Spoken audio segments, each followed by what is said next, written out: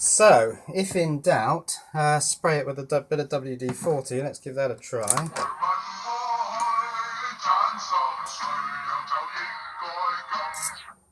Ooh. That's totally killed it. Let's bang a bit in here.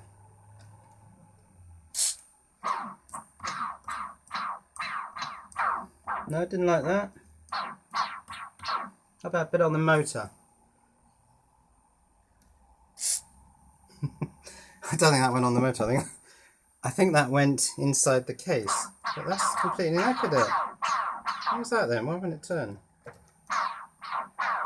Is it slipping maybe because the oil's got on the belt? I don't know.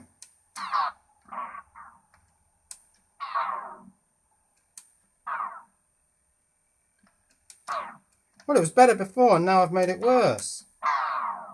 What have I done?